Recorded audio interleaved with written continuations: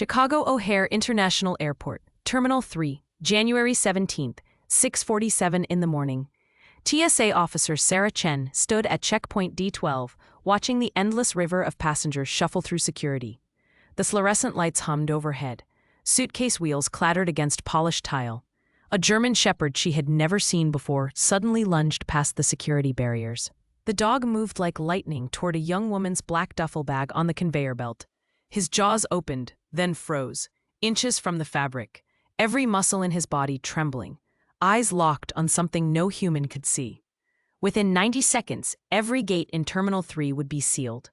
What airport security discovered inside that bag, and the impossible truth about the dog who found it, would expose a classified program no civilian was ever supposed to witness. Before we start, make sure to hit like, share, and subscribe. Drop your country name in the comments. I love seeing how far our stories travel.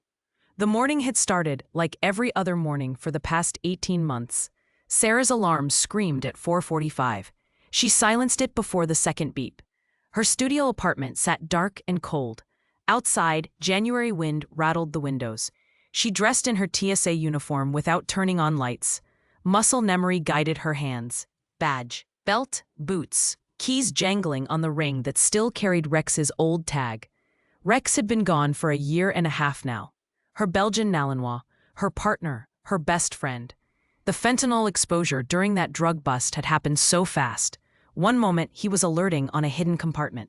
The next, he was seizing on the concrete floor. She had held him in the back of the emergency vet truck. His brown eyes never left hers, not even at the end. Sarah hadn't touched another working dog since. The pain of losing one was more than enough. She ate breakfast standing at her kitchen counter. Cold coffee, protein bar. The apartment felt too quiet. It always did. Rex's water bowl still sat under the sink. She couldn't bring herself to throw it away. Sometimes she forgot he was gone. Her hand would reach down while cooking, expecting to feel warm fur, finding only empty air. The drive to O'Hare took 30 minutes in pre-dawn darkness. Highway lights streaked past her windshield. She parked in Employee Lot C, walked through the service entrance, scanned her badge at 5:28. 2 minutes early, always 2 minutes early. The ritual kept her grounded. The break room smelled like burnt coffee and cleaning solution. Marcus Webb stood by the bulletin board, studying shift assignments. He was 45, built like a linebacker, with gray threading through his dark hair. Head of airport security, Sarah's mentor for 6 years. Morning, Chen. His voice carried the gravel of too many years and too much coffee. Morning, Marcus. You're on D12 today. Should be quiet. Nothing urgent scheduled. She nodded, poured herself stale coffee from the communal pot. It tasted like rust and regret. She drank it anyway. The terminal was already waking up. Gate agents arrived with rolling suitcases. Cleaning crews pushed wide mops across floors that gleamed under harsh lighting. The first passengers trickled in around 6. Business travelers mostly. Suits and briefcases. Eyes glued to phones. They moved through the checkpoint like ghosts. Barely seeing her. Barely seen. Sarah fell into rhythm. Check ID, scan boarding pass, wave them through. Her hands moved automatically. Her mind stayed somewhere else. Somewhere quieter. Somewhere Rex still waited by the door when she came home. The morning was calm, routine, predictable, exactly how she preferred it now. Terminal 3 stretched vast and bright around her. Massive windows let in weak winter sunlight. The smell of jet fuel mixed with coffee from the Starbucks kiosk. Gate announcements echoed through cavernous, Vertis spaces. Flight 2847 to Denver now boarding. Final call for Flight 1193 to Miami. The sounds blended into white noise. Sarah's checkpoint sat near the International Arrivals Tunnel. She watched passengers emerge from customs. Rumpled clothes, exhausted faces, dragging luggage that had traveled farther than most people dreamed. Some smiled, some looked lost. All of them desperate to be somewhere else. By 6:30, the passenger flow increased. Families with small children, elderly couples moving slowly, college students with oversized backpacks. Sarah checked IDs, smiled politely, repeated the same phrases 100 times. Remove your shoes, laptops out, liquids in a separate bin. Her life had narrowed to these small moments, these tiny interactions. Nothing deep, nothing that could hurt. She had stopped going to the monthly canine unit meetings, stopped answering calls from her old team. They meant well.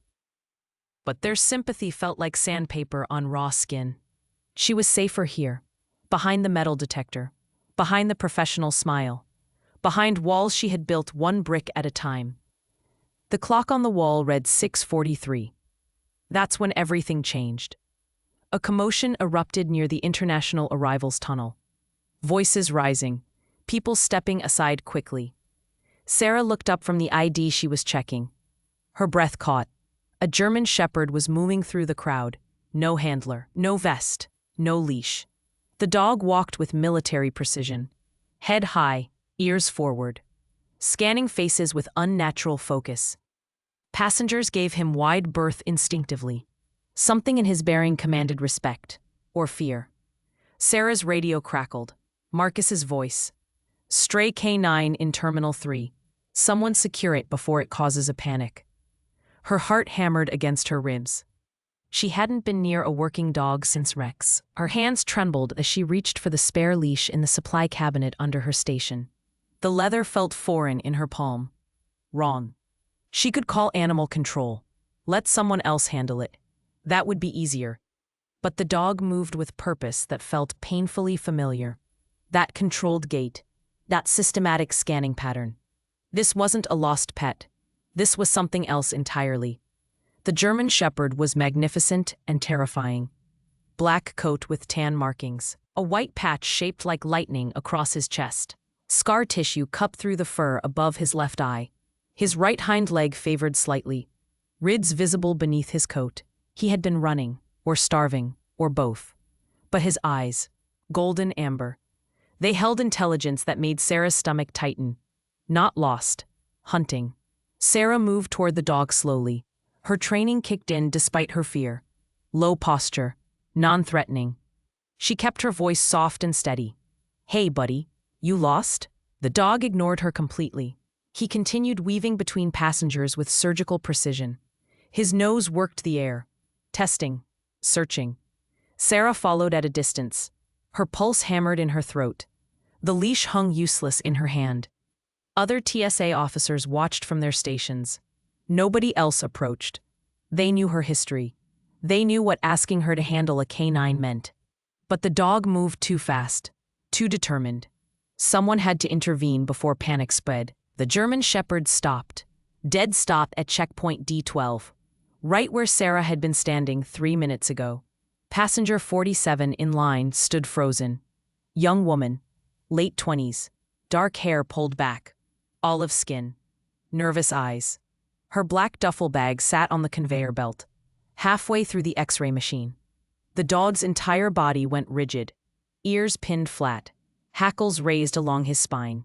A low rumbling growl built in his chest. Not aggression, recognition, alert. Sarah's breath caught. She knew that posture. Rex had done the same thing dozens of times. Stop the belt. Her voice cut through the terminal noise. Sharp, commanding. The X-ray operator hit the emergency brake. The conveyor jerked to a halt. The dog lunged forward. Sarah's heart stopped. She saw it happening in slow motion. His powerful body coiling, launching, jaws opening. The young woman screamed. Other passengers scattered backward. Sarah ran toward them. But the dog's jaws didn't close on the bag. They froze, inches away, his whole body trembling with restraint, with effort. His nose nearly touched the black fabric. A high-pitched whine escaped his throat. Pain, desperation, need. Then he sat, perfect 90-degree angle, haunches on tile, front legs straight, head high, eyes locked on the duffel bag. Textbook, passive alert. The kind that took months to train. The kind that saved lives. Sarah skidded to a stop beside him. Her mind raced. No handler had given a command. No one had released him to search. Yet here he sat, holding position, waiting for acknowledgement that wouldn't come. Marcus? We need explosives team at D12, now. She spoke into her radio. Her voice shook despite her best effort. The dog's eyes found hers, held contact, golden amber meeting dark brown. Something passed between them. Understanding, recognition, trust offered from a creature who had no reason to trust anyone. This wasn't random. This was military-grade training, but whose? Marcus arrived within 60 seconds. 2 uniformed police officers flanked him. The young woman with the duffel bag backed against the wall, her hands raised, her face drained of color. "I don't know what's in there. I swear. My boyfriend packed it. He said it was just clothes." Her accent carried Miami heat. Fear made her voice climb octaves. Marcus gestured to the officers. They moved the woman away from the checkpoint, away from other passengers. The dog didn't break position, didn't even glance at them. His focus remained absolute, locked on that bag. Sarah knelt beside him, close enough to feel heat radiating from his body, his muscles coiled tight as springs. She reached out slowly, her hand hovering over his head. He leaned into the touch, before contact, pressing his skull against her palm, desperate for connection, for reassurance, for something human. Her throat tightened. Rex used to do that. After hard days, after dangerous alerts, seeking comfort in the only way he knew how. "It's okay, buddy. You did good." "You did so good." Her voice cracked. The dog's tail thumped once against the floor, then went still. Professional again. On duty. The bomb squad arrived in full tactical gear, 8 minutes from Sarah's call. They cleared a 50-foot perimeter. Passengers evacuated to adjacent terminals. The dog still didn't move. Sarah stayed beside him, her hand resting on his neck, feeling his heartbeat thunder beneath her fingers. The lead tech approached the bag with a portable X-ray unit. He scanned it from multiple angles, studied the images on his tablet. His expression shifted from concern to confusion. No explosive signature, but there's something organic, dense, unusual packing. He looked at Marcus, then at the dog. What did he alert for? Sarah's stomach dropped. She knew the answer before Marcus said it. Run a chemical test. Narcotics. The tech swabbed the bag's exterior, inserted the sample into a field analyzer. 30 seconds later, the machine beeped. Red light, positive result. The tech's face went grim. Fentanyl, high concentration. Marcus swore under his breath. He keyed his radio. Terminal 3 remains on lockdown. DEA notification. This is a drug interdiction now. Sarah stared at the dog. He sat calmly. Mission accomplished. But drug detection dogs didn't work airports solo. They came with handlers, with vests, with protocols. This dog had none of that. Yet he had identified a major narcotics shipment in a crowded terminal, without commands, without backup, without hesitation. "Asian. Who are you?" she whispered. The dog looked at her, his scarred face somehow gentle despite the hardness in his eyes. He pressed closer against her leg, seeking warmth, seeking safety, seeking something she recognized because she had been seeking it too. Marcus approached, his expression troubled. Animal control is backed up. Multiple calls across the city. Could be 3 hours before they get here. He looked at the dog, then at Sarah. Really looked at her, seeing something he hadn't seen in 18 months. "Can you hold him in the break room, just until they arrive?" Every instinct screamed at her to refuse, to walk away, to protect herself from more loss. The pain of losing Rex still felt fresh, raw, like exposed nerve endings. She couldn't go through that again. She wouldn't survive it. But the dog leaned harder against her, his body weight trusting, his breathing slowing. He had chosen her, out of everyone in this terminal, every officer, every passenger. He had found her, connected with her, asked her without words for help. Sarah's hand tightened in his fur. "All right, just for an hour." Marcus nodded. Relief crossed his weathered face. "I'll bring water and food." He paused. "Thank you, Chen." She stood slowly. The dog rose with her, synchronized, like they had been doing this for years instead of minutes. She started walking toward the security office. He walked at her left heel. Perfect position. No leash needed. Just partnership. Just trust. The break room felt smaller with the dog inside. Sarah filled a metal bowl with water from the cooler. The dog watched her movements with focused intensity. She placed the bowl on the floor. He approached it, lowered his head, drank for exactly 15 seconds, then stopped, stepped back, sat down. Senna blinked. That wasn't normal dog behavior. Most strays gulped water desperately, drank until they were sick. This dog measured his intake, controlled it. Military water discipline. The kind taught to working dogs in extreme conditions. Marcus arrived with a protein bar from the vending machine.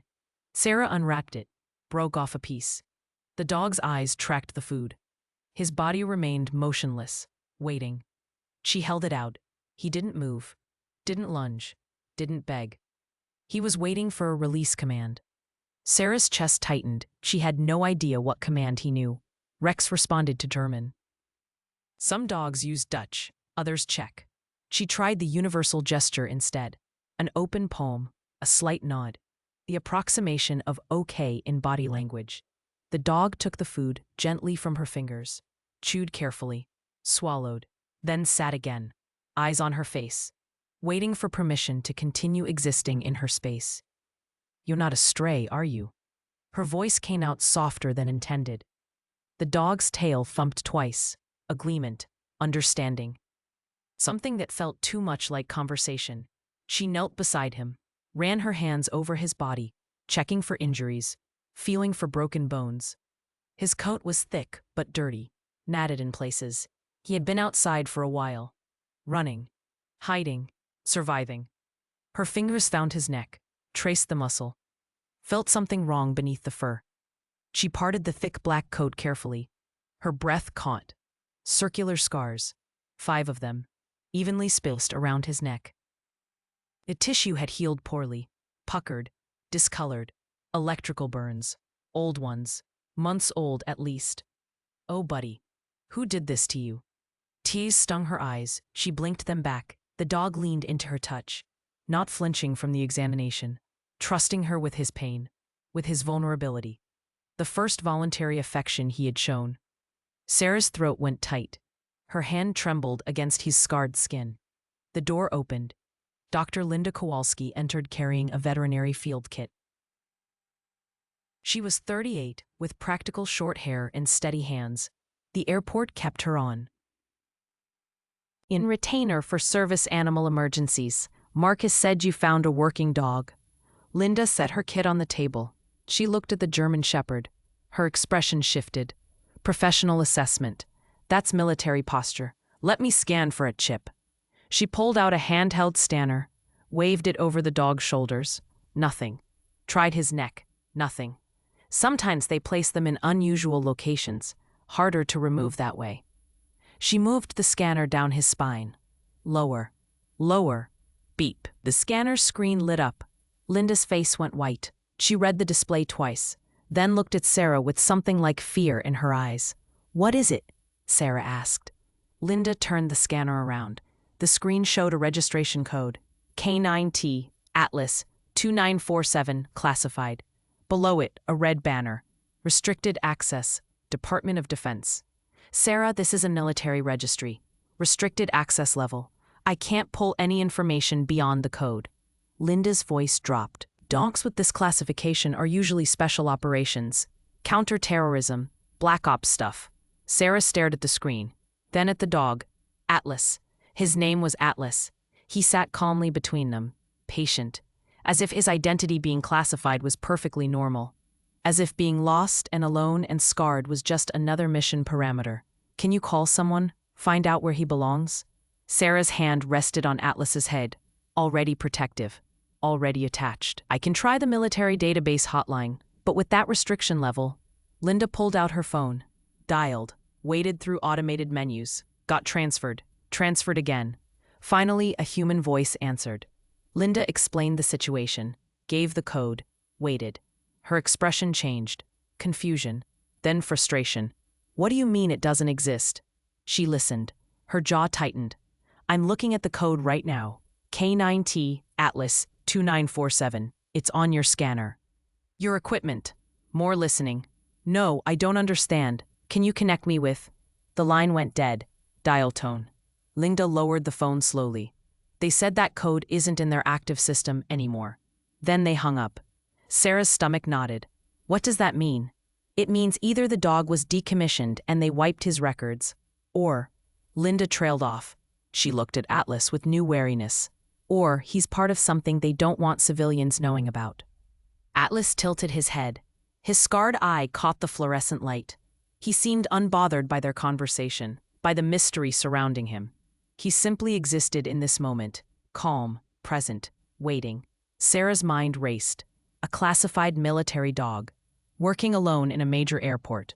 with burns suggesting torture or abuse, who alerts on narcotics without handler commands, who moves like a trained operator, who trusts a stranger with his pain. Nothing about this made sense. Marcus knocked and entered. Bomb squad cleared the bag. 20 pounds of fentanyl. Street value around $2 million. He looked at Atlas. That's the cleanest alert I've seen in 15 years. How did he know to check that specific passenger? He didn't just check her. He hunted through the entire terminal until he found her. Sarah's voice carried an edge. Marcus, what kind of training does that? Marcus's expression darkened. He had 20 years in military police before joining TSA.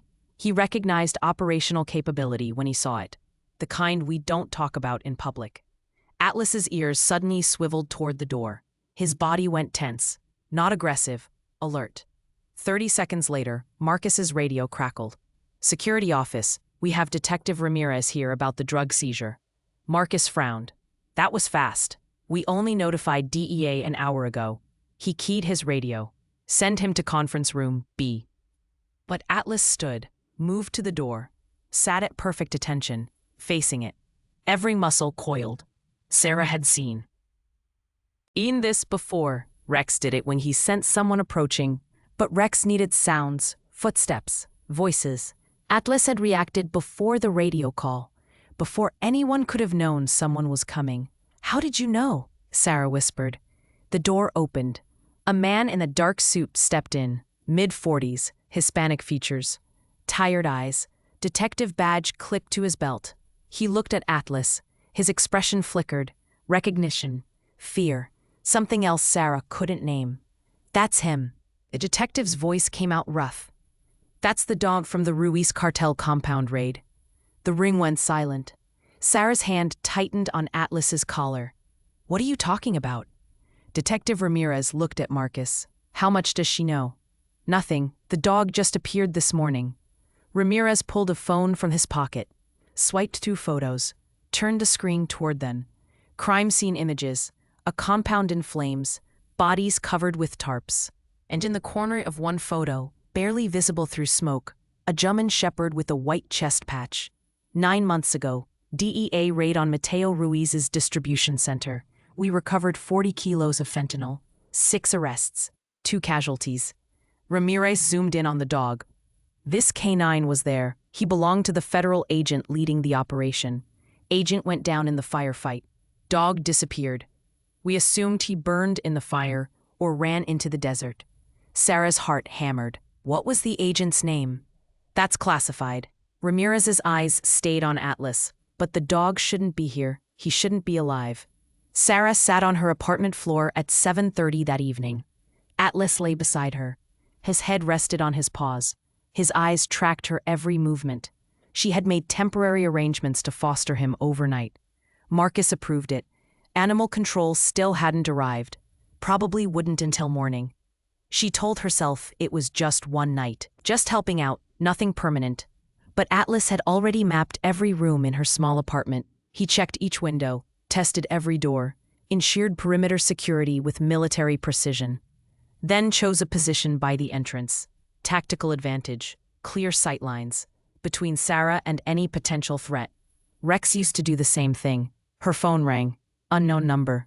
She almost didn't answer. Unknown numbers meant bad news lately. Bill collectors, spam calls, reminders of things she wanted to forget. But something made her thumb hit the green button. Officer Chen? A man's voice. Formal, cold. This is Agent Derek Foster with the Department of Defense K-9 Recovery Division. Sana's spine straightened. How did you get this number? We understand you have one of our assets in your custody. Assets. Not dog. Not animal. Asset. Sarah's jaw clenched. You mean Atlas? A pause. Brief. Calculated. That's not his operational designation anymore. We need him returned immediately. He's absent without leave from a classified program. He was alone in an airport, starving, scarred. Sarah's voice hardened. How long has he been AWOL? Another pause. Longer this time. That's need-to-know information. We'll have a recovery team at your location in 2 hours. Please keep him secured and don't allow public interaction. Wait, what happened to his handler? Detective Ramirez mentioned a federal agent.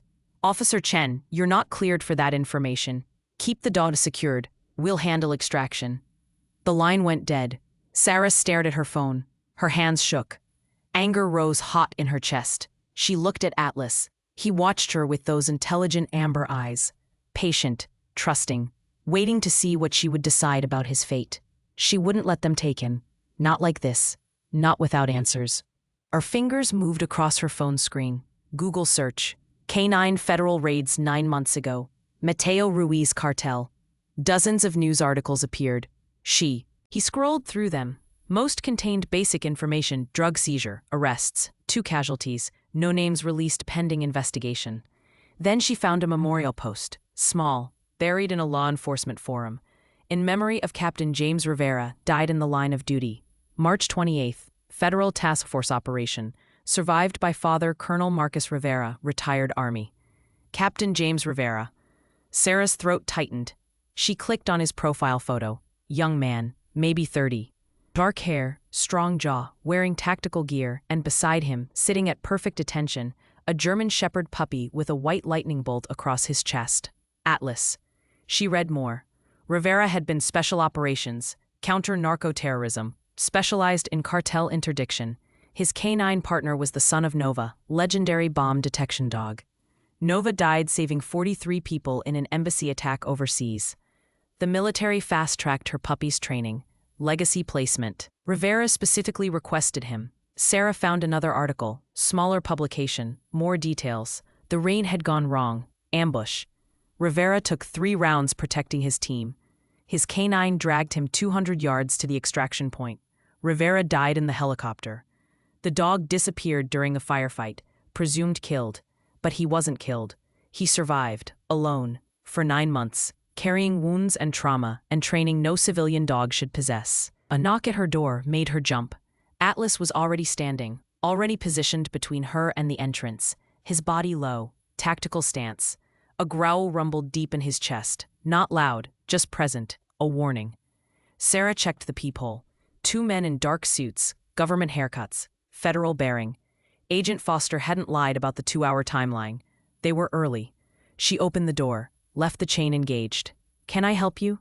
The taller man showed credentials. "Agent Derek Foster. This is Agent Martinez. We're here for the K9. He has a name, Atlas." Foster's expression didn't change. "Ma'am, that dog is government property, highly trained, potentially dangerous in civilian hands. We need to secure him for everyone's safety. He saved lives today, identified a major drug shipment, without commands, without a handler." Sarah's voice stayed level, barely. "You want to tell me why a dog this valuable was lost for 9 months? That's classified." Foster's patience was thinning. "Please step aside."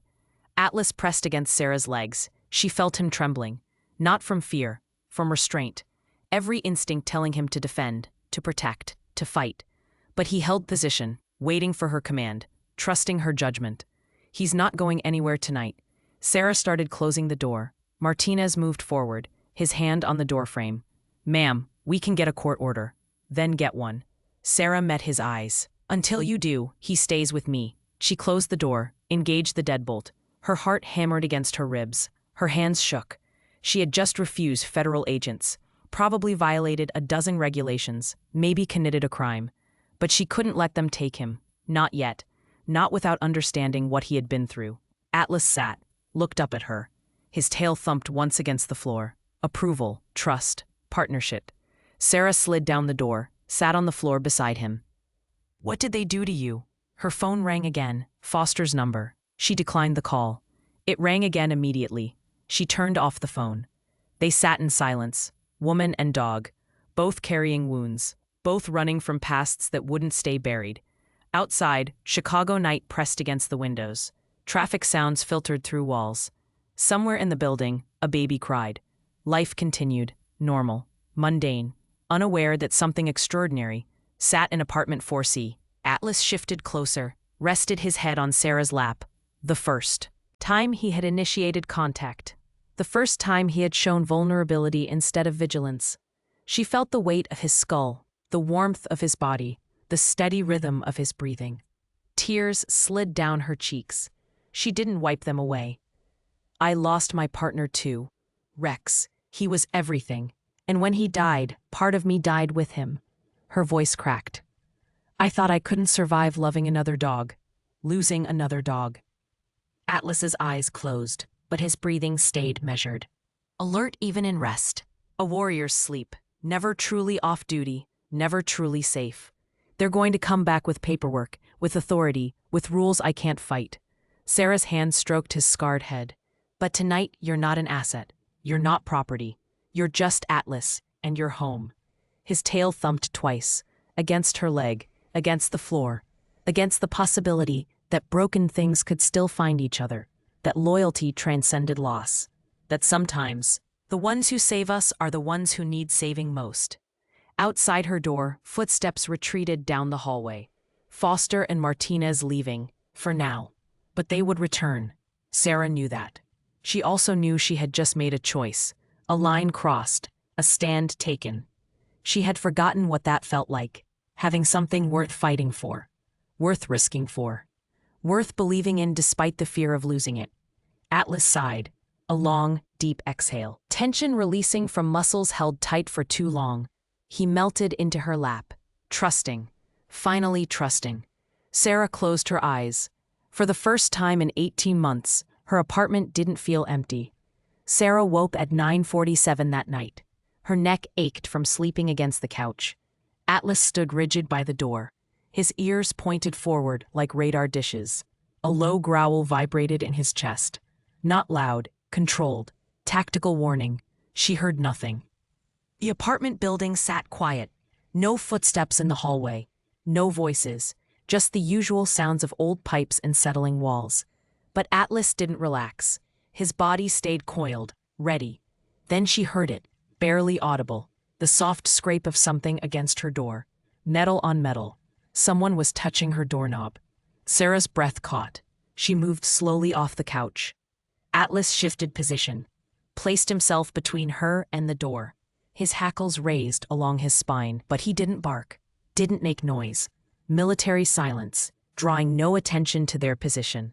The doorknob turned. Once. Testing. Finding resistance from the deadbolt. It turned again. Harder this time. More insistent. Sarah's heart hammered so loud she thought whoever was outside must hear it. She grabbed her phone, still powered off from earlier. Her hands shook as she held the power button. The screen took forever to light up. Come on, come on. The scraping stopped. Footsteps retreated down the hallway. Quick, deliberate. Not casual resident walking past, someone leaving because they failed to gain entry. Atlas held position for 30 near seconds. Then his ears relaxed slightly. Threat departing, but not gone.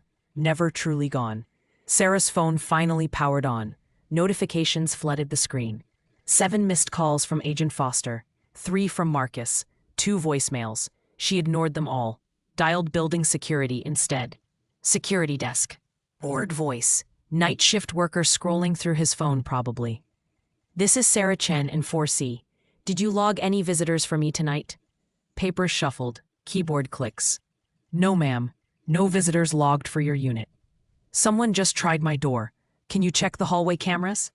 A pause. More clicking. Cameras on 4th floor have been out for maintenance since Tuesday. Should be fixed tomorrow. Of course they were. Sarah thanked him, ended the call.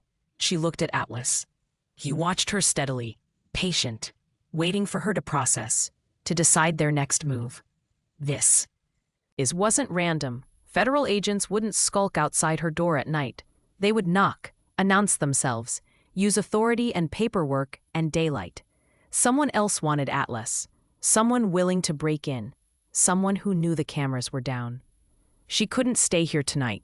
Sarah grabbed her go-bag from the closet. Always packed. Old habit from her early TSA days. Change of clothes, toiletries, cash. She added Atlas's new water bowl, the protein bars from her cabinet, her service weapon from the lockbox under her bed. We're leaving, buddy. She clipped a spare leash to his collar. Not that he needed it, but appearances mattered. A woman walking a dog at night drew less attention than a woman fleeing her apartment with a tactical canine. They took the back stairwell. Atlas moved like smoke, silent, efficient, checking corners before she reached them.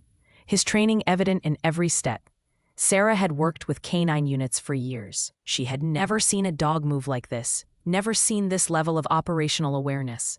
They reached her car. She opened the back door.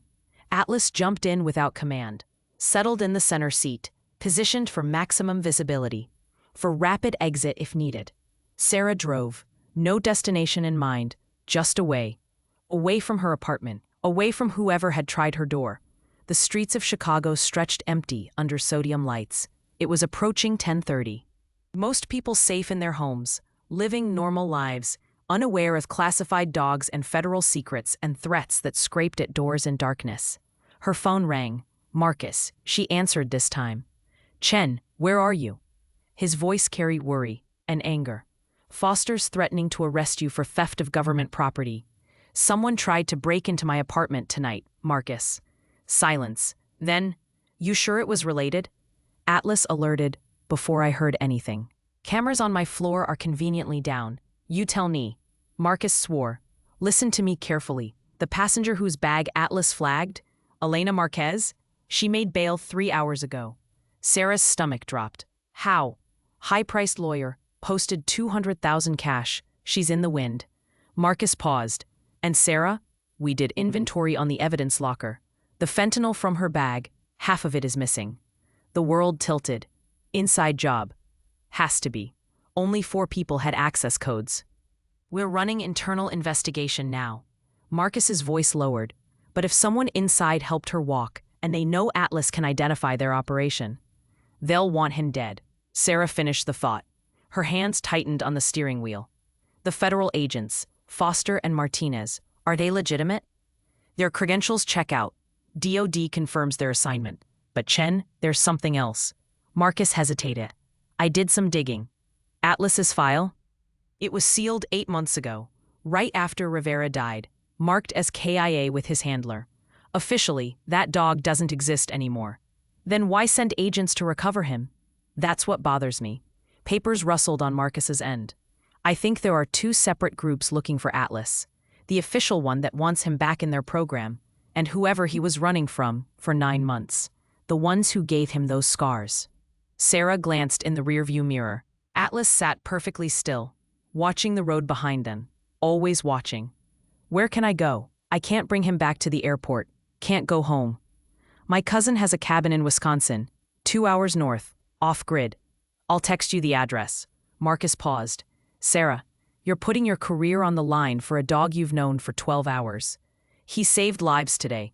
He trusted me when he had no reason to trust anyone." Her voice steadied. "And I know what it's like to be treated like an asset instead of a life." "Fair enough. Get to the cabin. Lay low. I'll try to sort this. It's mess out from my end." The call ended. Sarah merged onto the interstate, headed north. Atlas shifted position, rested his chin on the center console, close to her, seeking connection, offering comfort. His amber eyes reflected streetlights, golden and steady and impossibly intelligent. "We're going somewhere safe." She reached back, scratched behind his ears. "No one's taking you, I promise." His tail thumped against the seat. Trust, complete and unwavering. Traffic thinned as they left the city. Suburbs gave way to dark farmland.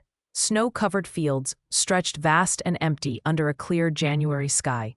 Sarah's mind raced. Inside job. Missing evidence. Elena Marquez walking free. Atlas marked KIA. Nothing made sense. Or maybe it made too much sense. Maybe Atlas had seen something during that raid. Something people would kill to keep hidden. Her phone buzzed. Text from Marcus. Cabin address. Followed by, "Be careful. If they're willing to break in once, they'll try again."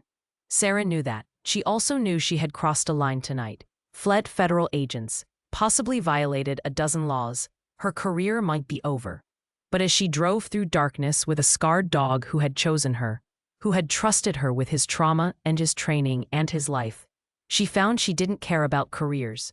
Some things mattered more than following orders. Atlas pressed closer to the console, his breathing slow and measured. For the first time since Sarah met him, he looked relaxed. The constant vigilance easing. Warrior finally allowed to rest. She drove faster, toward a cabin she'd never seen, toward safety she wasn't sure existed, away from threats she couldn't name.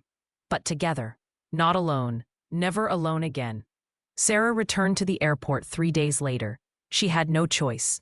Marcus called at dawn. His voice carried urgency that made her stomach knot. The internal investigation had stalled. Evidence kept disappearing, and Elena Marquez had been spotted near O'Hare. They needed every officer on deck.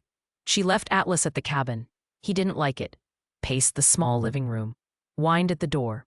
But she couldn't bring him back into danger. She filled his water bowl. Left enough food for the day. Locked every window. I'll be back tonight, I promise. She knelt beside him. His amber eyes held hers. Worried, uncertain. Stay. He sat, obedient, but his body stayed tense. Every muscle ready to follow. The drive back to Chicago felt longer than it should. Sarah's hands gripped the steering wheel too tight. Her mind replayed scenarios. What if someone found the cabin? What if Atlas panicked alone? What if she had made a terrible mistake?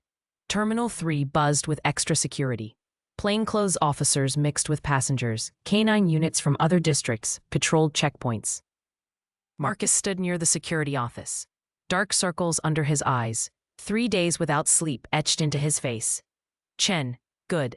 Take checkpoint D12, eyes open. If Marquez shows, we need clean apprehension. Sarah nodded, took her position. The morning crowd flowed through metal detectors. Business travelers, families, students, all normal, all routine. But her instincts screamed wrong. Something felt off, the air too still. The usual airport chaos muted somehow. Her radio crackled at 11:23. Suspicious individual, Terminal 2 maintenance corridor, female, matches Marquez description. Sarah's pulse jumped. Terminal 2 connected to Terminal 3 through underground passages. She started moving. Other officers converged from different directions. Protocol. Controlled response. But her feet wanted to run. Fire alarm pierced the air. Sudden, deafening. Passengers stopped mid-stride, confused. Looking around. Gate agents grabbed emergency phones. The alarm shrieked louder. Then smoke. Billowing from Terminal 2 maintenance entrance. Black. Thick. Chemical smell. Smell. Not fire. Smoke grenades. Distraction. Evacuation protocol. Marcus's voice boomed over radio. Clear Terminal 2. Sweep for secondary devices. Chaos erupted. Thousands of passengers moving at once. Pushing toward exits. Parents grabbing children. Elderly struggling to keep pace. TSA officers tried maintaining order. But panic spreads faster than control. Sarah fought against the crowd. Toward the smoke. Toward where Marquez was spotted. Something was wrong. This was too coordinated. Too planned. Not evacuation. Cover. She reached baggage claim. The smoke thinner here. She could see through it. There. Elena Marquez. 20 yards away. Black duffel bag in hand. Meeting a man in maintenance uniform. The man looked up. Their eyes met. Sarah recognized him. Tom Bradley. TSA supervisor. 10-year veteran. Access to evidence lockers. Access to everything. Bradley's hand moved to his waistband. Sarah reached for her weapon. But the smoke thickened. Passengers streamed between them. She lost visual. Pushed through bodies. Emerged on the other side. Bradley was running. Marquez followed. The duffel bag between them. Sarah keyed her radio. Suspects fleeing toward ground transportation. Officer in pursuit. She ran. Her boots pounded tile. Bradley and Marquez crashed through emergency exit. Alarm added to the chaos. Sarah hit the door seconds behind them. Cold January air slapped her face. Loading zone. Taxis. Shuttles. Confusion everywhere. She scanned faces. There. Bradley pulling Marquez toward a white van. Back doors open. Engine running. Sarah raised her weapon. Federal officer. Stop. Bradley spun. Pulled a pistol. Suppressed barrel. Not standard issue. Not legal. He fired. The shot went wide. Hit a concrete pillar. Passengers screamed. Dove for cover. Sarah couldn't return fire. Too many civilians. She ran toward them. Closing distance. Bradley fired again. This time close. She felt the round pass. Heard it crack past her ear. The white van's engine revved. Bradley and Marquez were getting away. Sarah's mind calculated distances. Angles. She wouldn't reach them in time. The bag full of fentanyl would disappear. Evidence gone. Case dead. A blur of black and tan exploded from nowhere. German Shepherd moving like lightning. Atlas. He shouldn't be here. He was supposed to be at the cabin. But he was here, now, charging across pavement with absolute purpose. Atlas didn't go for Bradley, went for the bag. Jaws clamped on the duffel, yanked it from Marquez's grip. She screamed. Bradley turned, aimed at the dog. No! Sarah's voice tore from her throat. Atlas was already moving. Powerful legs driving him away from the van, away from Bradley, toward empty gate area.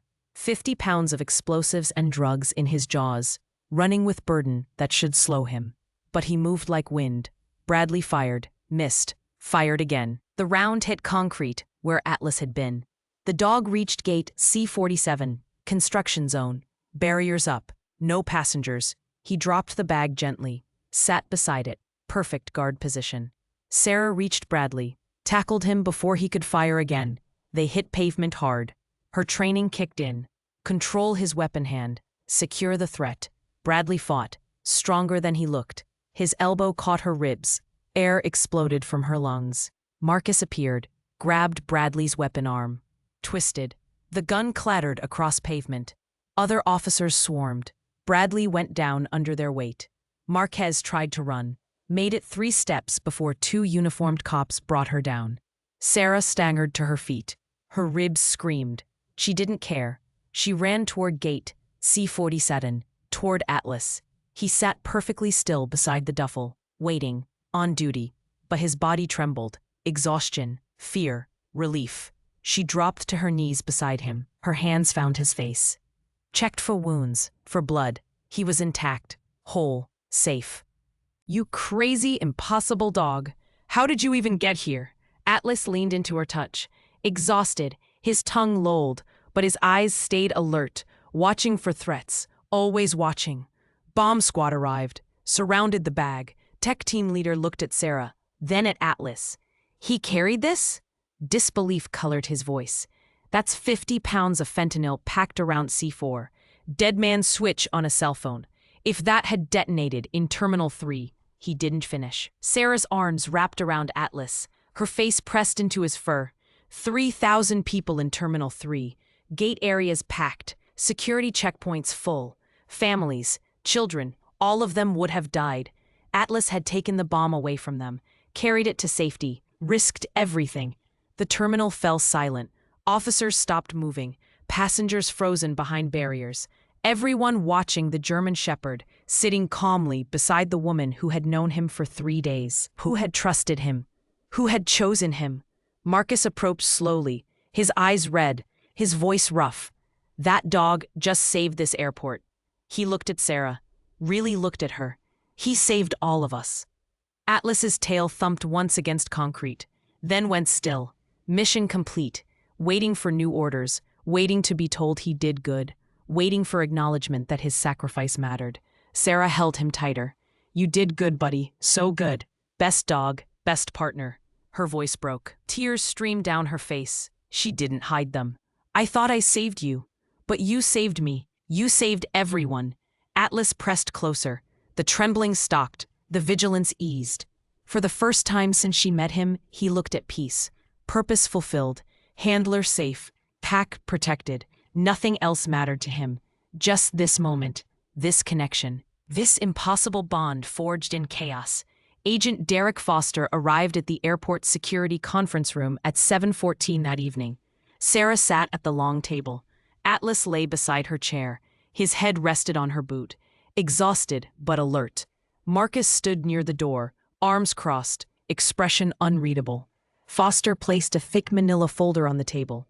Classified stamps covered the front. He sat down heavily, looked at Atlas for a long moment. Something like regret crossed his face. Your dog's name is Atlas. K9T Atlas 2947, son of Nova. Foster opened the folder. Photographs spilled across the table. Nova was the single most decorated detection dog in Special Operations history. The first photo showed a Belgian Malinois, tan and black, standing beside a man in tactical gear. Desert backdrop, harsh sunlight. The dog's eyes held the same intelligence Sarah saw in Atlas, that same unwavering focus. Nova and Captain James Rivera stopped 12 attacks in 14 months. embassy bombings, vehicle-borne IEDs, suicide vests. She found them all. Foster's voice carried weight, memory, loss. Then March 15th, 2 years ago, Kandahar, the embassy compound came under attack. Nova alerted to a VBIED at the main gate. Got Rivera's team out 30 seconds before detonation. 43 people evacuated, all survived.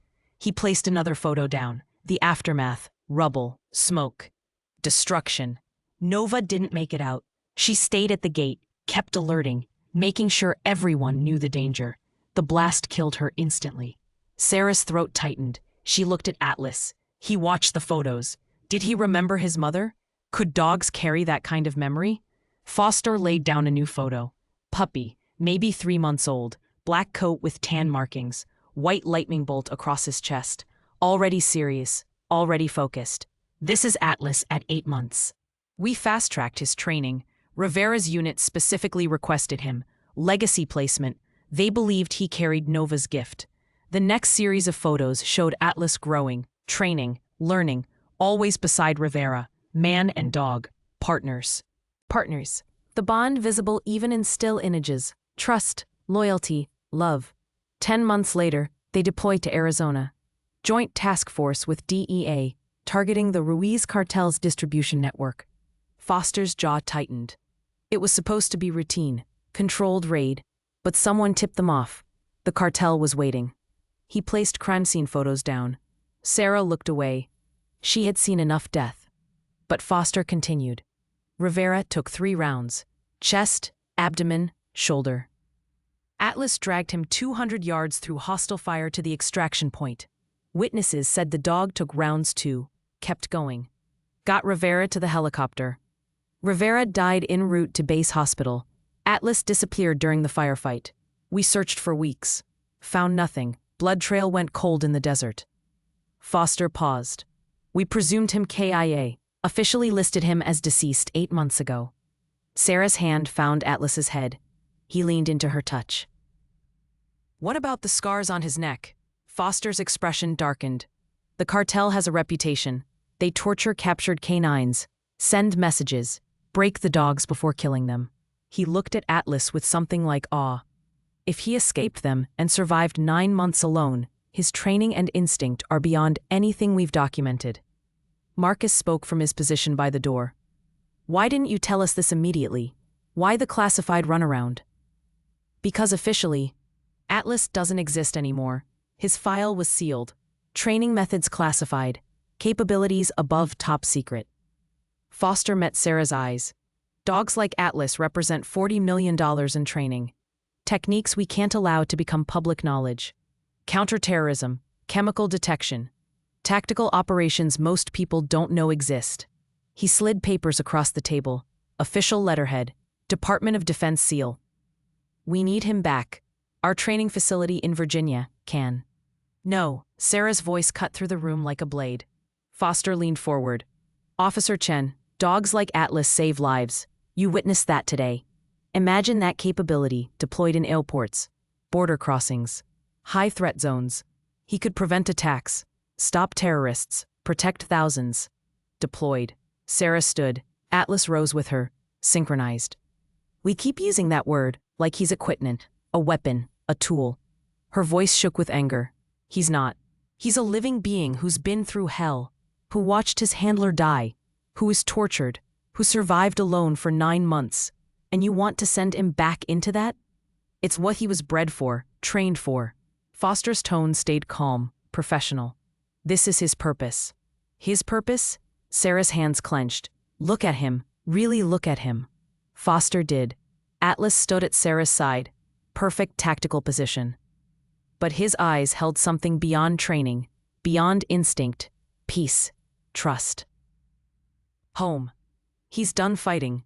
Sarah's voice dropped. Steady now. Absolute. He's earned rest, earned safety, earned a life that doesn't involve bombs and bullets and watching people die. Foster opened a different section of the folder. Captain Rivera's will specified that if anything happened to him, Atlas should be retired to civilian life, placed with a qualified handler, given a home. He looked up. We've been overriding that provision under national security statutes. But if a qualified handler volunteers for permanent placement, he slid a form across the table. You'd need to pass evaluation, monthly check-ins, but he'd be yours. Sarah stared at the paper, her vision blurred. Why are you offering this? Because I knew Rivera. He was a good man, a good handler, and he loved that dog more than anything. Foster's professional mask cracked, just for a moment. Rivera wouldn't want Atlas warehoused in a training facility. Wouldn't want him turned into a machine. He wanted him to have what Nova never got. A home, peace, family. Sarah picked up the pen. Her hand trembled as she signed. Date, signature, witnessed by Marcus. Official, binding, final. He already is mine. She looked at Atlas. He looked back. Golden amber eyes holding dark brown. Understanding passing between them. And I'm his. Foster gathered the papers. Stood. Extended his hand. Sarah shook it. His grip was firm. Respectful. Take care of him, Officer Chen. He's one of a kind. I know. Foster paused at the door. For what it's worth, Rivera would have liked you. You have the same stubborn streak, the same loyalty. He looked at Atlas one final time. Be good, Atlas. You earned it. Atlas's tail wagged, just once. Acknowledgement. Goodbye. Release from duty. The door closed. Sarah sank into her chair. The weight of the day crashed over her. 3 days ago, she was alone, broken, surviving but not living. Now she had a partner, a purpose, a reason to come home at night. Marcus approached, put his hand on her shoulder. You did good, Chen. Real good. I didn't do anything. Atlas did everything. You chose him, when you could have walked away, when it would have been easier, safer. Marcus squeezed her shoulder. That's everything. Sarah looked down at Atlas. He had settled beside her chair again. Head on pause, eyes already closing, exhausted, finally allowed to rest, finally safe. She reached down, scratched behind his scarred ear. We're going home, buddy. Your real home. No more running, no more fighting. Just us. His tail thumped twice against the floor. Agreement, relief, trust. For the first time in 18 months, Sarah smiled. Really smiled. The kind that reached her eyes. The kind that came from somewhere deep and genuine and healing. Atlas sighed, a long, deep exhale, releasing months of tension, of fear, of survival mode. His body relaxed completely, melted into the floor, into safety, into home. Outside, Chicago night settled over the airport. Planes took off, passengers hurried to gates, life continued, normal, mundane, beautiful in its ordinary chaos. And in a security conference room, a broken woman and a traumatized dog found what they had both been searching for, each other. 3 months passed like water through fingers. Sarah's apartment transformed. Dog bed by the window where morning sun pooled warm. Toys scattered in the corner. Atlas's service vest hanging on a hook by the door. The space that once echoed with loneliness now hummed with life. They ran 5 miles every dawn, Lake Michigan stretching gray and endless beside them. Atlas moved with joy now. Not just tactical efficiency, his tail wagged during runs. He played with other dogs at the park, chased tennis balls like a puppy, the warrior learning to be just a dog. But some things stayed. He still checked windows before settling, still positioned himself between Sarah and doors, still mapped every new space they entered. Training that deep never fully disappeared. Sarah didn't mind. She understood. Some scars lived beneath the surface, invisible but permanent. She learned his commands, check, and hand signals, military precision mixed with patience. He learned her routines, her moods, when she needed space, when she needed his solid presence. Perfect partnership, built on trust earned through crisis, strengthened through quiet moments. The Chicago Tribune ran the story 2 weeks after the incident. Hero K9 stops airport terror plot. The headline stretched across the front page. Security camera footage showed Atlas carrying the bomb away from crowds, sitting calmly beside it, Sarah running toward danger instead of away. The video went viral. 127 million views in 3 days. News crews camped outside the airport, outside Sarah's apartment building. Everyone wanted the story. The brave dog, the loyal officer, the impossible rescue. Sarah declined most interviews. Let the video speak. Let Atlas's actions tell the story. But the attention wouldn't stop. The mayor's office called. City Hall wanted a ceremony, recognition, something public and official. May 15th arrived warm and clear, unseasonably beautiful. Sarah wore her dress uniform, navy blue with gold buttons, badge polished to mirror shine. Atlas wore a new vest, not tactical black. Service dog blue, TSA patch on the side. Official partner to Officer Sarah Chen. City Hall Plaza held 2,000 people. Media cameras lined the back. Reporters jostled for position. But the front rows held airport workers, TSA officers, police, firefighters, people who understood what Atlas had done, what he had prevented. The mayor stood at the podium, gray-haired, distinguished. He held a blue box. It is my honor to present Atlas with the Medal of Valor, first dog in Chicago history to receive this recognition. His voice carried across the plaza. This canine identified a terrorist plot, prevented a catastrophic attack, and saved an estimated 3,000 lives. The crowd erupted, standing ovation, clapping that rolled like thunder. Atlas sat at attention beside Sarah. His tail wagged once, just once, acknowledging the noise, the affection, the gratitude. Sarah knelt. The mayor draped the medal around Atlas's neck. Heavy bronze on a blue ribbon. Atlas remained perfectly still. Let the ceremony happen, patient, dignified, everything a hero should be. But Sarah saw beyond the medal, beyond the crowd. She saw the scars hidden under his fur, the trauma carried in silence, the 9 months of survival, the handler who died, the mother who sacrificed everything. Atlas wasn't a hero because of training. He was a hero because he chose to be. Again and again, despite the cost. The ceremony ended. People rushed forward, wanting photos, wanting to touch Atlas, to be near something extraordinary. Sarah ran interference, kept the crowd manageable, protected her partner from overwhelming attention. Atlas handled it well. Let children pet him gently. Let officers shake Sarah's hand. But his eyes kept finding hers, checking, making sure she was okay, making sure they were okay. An older man waited at the edge of the crowd, salt and pepper hair, military bearing, weathered face carrying years of hard decisions. He didn't push forward, just waited, patient. When the crowd thinned, he approached. Officer Chen? Sarah turned. Atlas's ears perked forward. Recognition flickered across his face. The man knelt slowly, eye level with the dog. His hands trembled. I'm Colonel Marcus Rivera, retired Army. His voice broke on the name. James was my son. Sarah's breath caught.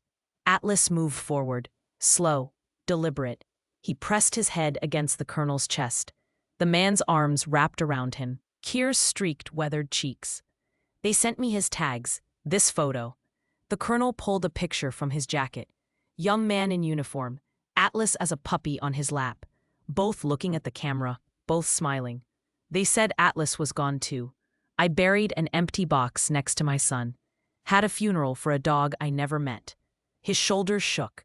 Grief held too long, finally breaking free. Atlas didn't move, just leaned into the embrace, offering comfort, offering connection to a handler lost. A son gone. You gave me a piece of him back. The colonel looked at Sarah, his eyes red but grateful. James loved this dog, talked about him in every call home, said Atlas was special, said he was just like Nova. Brave, smart, loyal beyond measure. Sarah's throat tightened. He is, all of that and more. The colonel stood, embraced Sarah, held her like she was family, like she mattered. Thank you for giving him the peace James wanted, for seeing him as more than a weapon, for loving him. It's not hard to love him. Sarah's voice steadied. He makes it easy. They stood together, 3 people bound by loss, by love, by a black and tan dog who carried legacy in his blood. The colonel stayed for an hour, shared stories of James, of Nova, of a family built around service and sacrifice. Sarah listened. Atlas lay between them, bridge across grief, proof that something good survived tragedy. When the colonel left, he pressed something into Sarah's hand. Dog tags, worn, warm. James Rivera's name stamped in metal. He'd want Atlas to have these. Want you to have them. Sarah closed her fingers around the tags. I'll keep them safe. I know you will. The colonel looked at Atlas one more time. You're a good dog. Your mom would be proud. Your handler would be proud. Rest easy now. Atlas's tail thumped. Understanding, acceptance, permission to let go. Evening settled over Chicago. Sarah drove home. Atlas in the passenger seat. Head out the window, wind in his fur, metal around his neck catching streetlight. She pulled into her parking spot. They climbed stairs to her apartment. Their apartment now. Golden light painted the walls. Sunset through west-facing windows. Sarah stood on her small balcony. Chicago skyline stretched before her. Buildings catching fire from dying sun. Atlas lay beside her chair, head resting on her foot. Complete peace. She held Rex's old badge tag in one hand, James's dog tags in the other, metal warming against her palm. She set them on the small table, placed a new photo beside them, her and Atlas at the ceremony, both looking at the camera, both smiling. I think you'd like him, Rex. He's stubborn like you, brave like you. Her voice carried soft into evening air. And I think James would be happy knowing Atlas found home. Atlas shifted, rested his head on her lap. She scratched behind his scarred ear, the gesture automatic now, comforting to both of them. 3 months ago, she was alone, surviving but not living, going through motions, avoiding connection, afraid of more loss. Then a classified dog appeared in her airport, changed everything, reminded her what mattered, what was worth fighting for, worth risking for. We saved each other, didn't we? She looked down at him. He looked up, golden amber eyes holding hers. I thought I was rescuing you, but you rescued me. His tail wagged. Agreement. Understanding. Truth acknowledged. Inside. On the mantel, a new photo joined the old. Nova in tactical vest, standing proud beside her handler, black and tan coat gleaming. Eyes alert. Legacy beginning. Beside it, Atlas's medal, bronze catching light. Symbol of courage, of sacrifice, of love stronger than training. Sarah leaned back, watched the sun sink below buildings. Atlas's breathing slowed, deepened, sleep coming easy now. No nightmares, no hypervigilance, just rest. Earned, deserved, finally safe. Sometimes heroes don't wear badges. Sometimes they walk on 4 paws.